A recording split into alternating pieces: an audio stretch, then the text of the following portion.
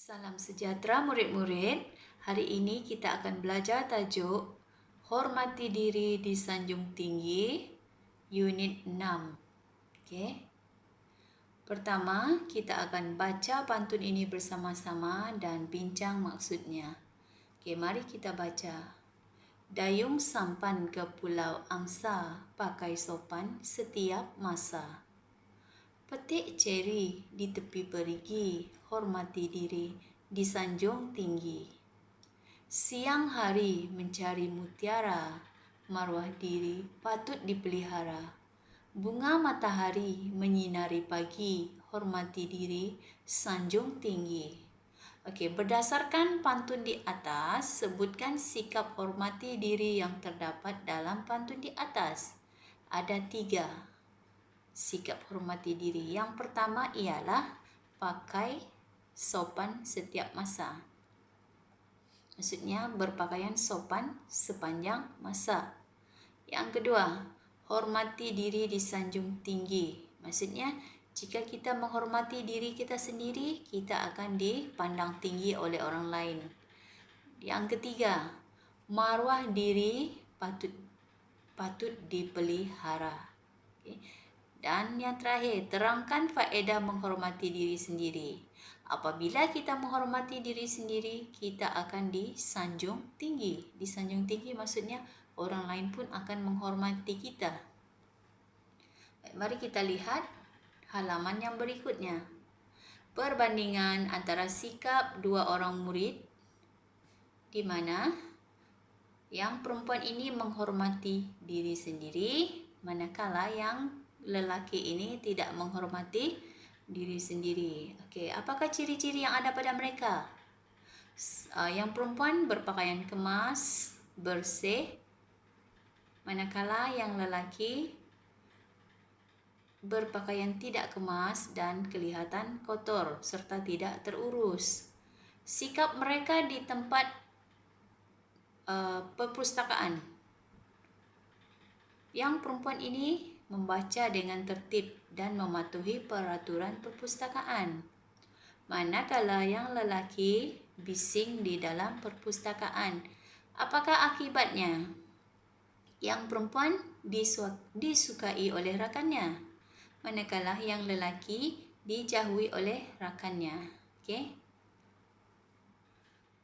Itu antara kesan baik dan kesan buruk sikap apabila kita menghormati diri sendiri dan apabila kita tidak menghormati diri sendiri juga. Okey, mari kita lihat lagi halaman yang berikutnya yang bertajuk Saya Menghormati Diri Sendiri. Baik, labelkan gambar berdasarkan situasi.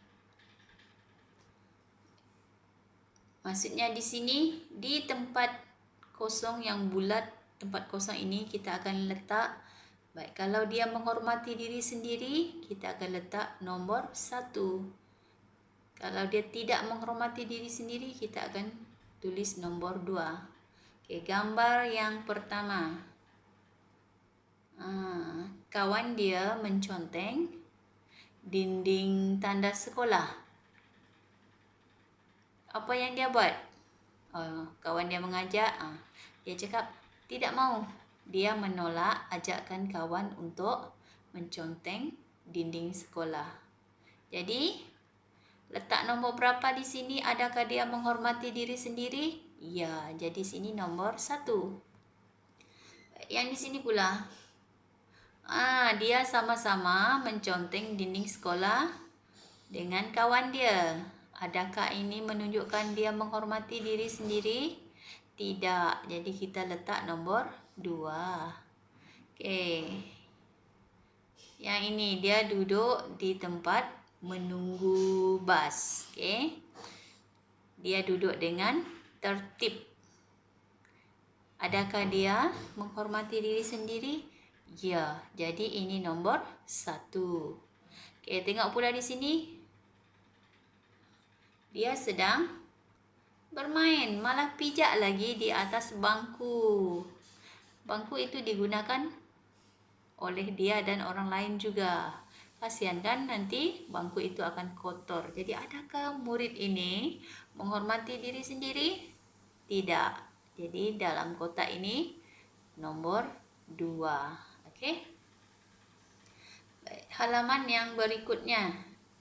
Okey, mari kita fikir dan jawab. Situasi yang pertama.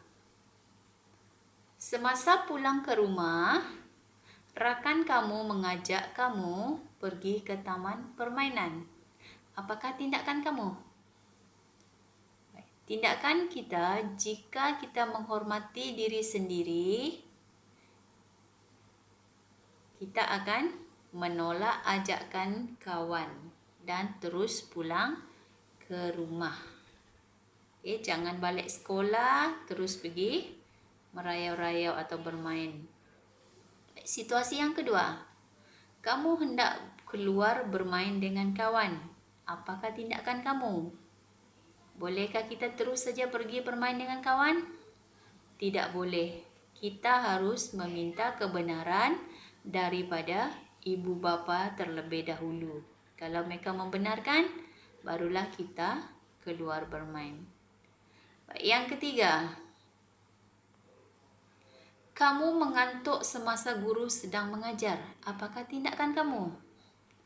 Adakah kamu patut tidur saja? Tidak. Kamu seharusnya meminta maaf dan memberitahu guru keadaan kamu. Supaya guru pun dia paham dan menghormati penerangan kamu itu. Okey? Dan yang terakhir, nyatakan perasaan kamu apabila menghormati diri sendiri. Apa perasaan apabila kita menghormati diri kita sendiri? Pastinya kita akan berasa gembira dan berasa lega. Kenapa? Kerana orang lain memahami situasi kita. Orang lain pun menghormati kita. Okey? Baik, halaman yang terakhir. Ini adalah tugasan. Lengkapkan ayat berdasarkan petunjuk. Okey. Di setiap huruf yang ada petunjuk yang diberi simbol iaitu bunga dan buah-buahan serta serangga. Okey. Jadi berdasarkan petunjuk itu kamu cari perkataan dia. Jadi tugas kamu tulis ayat ini ke dalam buku tulis kamu dan petunjuk itu kamu gantikan dengan jawapan ataupun perkataan yang betul. Okey, salin dalam buku tulis. Itu saja. Terima kasih.